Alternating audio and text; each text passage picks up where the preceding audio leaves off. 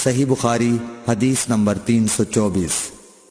حفصہ بنت سیرین نے فرمایا کہ ہم اپنی کنواری جوان بچیوں کو عیدگاہ جانے سے روکتی تھیں۔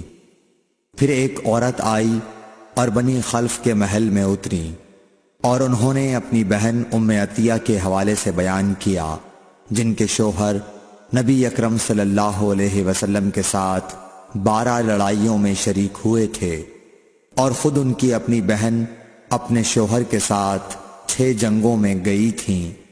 انہوں نے بیان کیا کہ ہم زخمیوں کی مرہم پٹی کیا کرتی تھیں اور مریضوں کی خبرگیری بھی کرتی تھیں۔ میری بہن نے ایک مرتبہ نبی اکرم صلی اللہ علیہ وسلم سے پوچھا کہ اگر ہم میں سے کسی کے پاس چادر نہ ہو تو کیا اس کے لیے اس میں کوئی حرج ہے کہ وہ نماز عید کے لیے باہر نہ نکلے؟ آپ نے فرمایا، اس کی ساتھی عورت کو چاہیے کہ اپنی چادر کا کچھ حصہ اسے بھی اوڑھا دے، پھر وہ خیر کے مواقع پر اور مسلمانوں کی دعاؤں میں شریک ہوں، یعنی عیدگاہ جائیں۔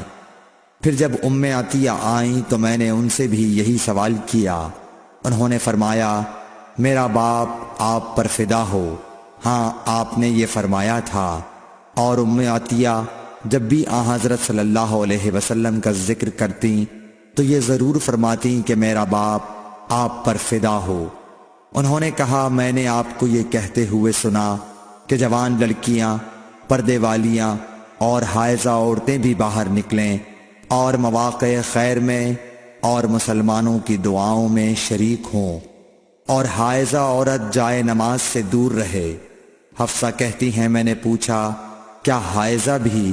انہوں نے فرمایا، کیا وہ عرفات میں فلاں فلاں جگہ نہیں جاتی؟ یعنی جب وہ ان جملہ مقدس مقامات میں جاتی ہیں تو پھر عیدگاہ میں کیوں نہ جائیں؟